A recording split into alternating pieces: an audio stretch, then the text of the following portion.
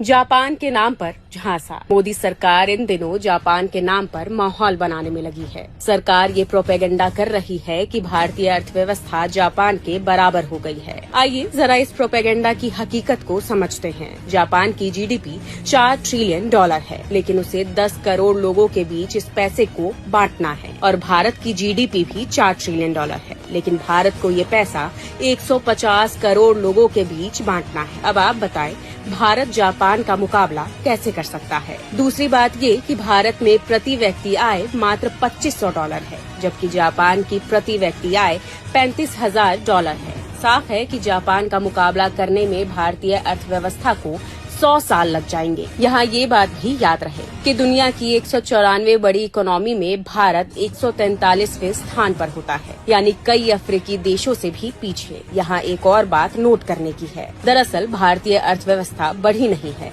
बल्कि जापान में ageing population के कारण आर्थिक ग्रोथ रुक गया है। एक और अहम बात ये है कि भारत का 4 ट्रिलियन डॉलर आम जनता के पास नहीं है। मोदी सरकार में भारत के 1% पूंजीवादी देश के 40% संसाधनों पर कब्जा जमाए बैठे हैं। भारत के 13 करोड़ लोग अत्यंत गरीबी में जी रहे हैं। देश के 20 करोड़ लोग हर रोज भूखे पेट सोने को मजबूर हैं।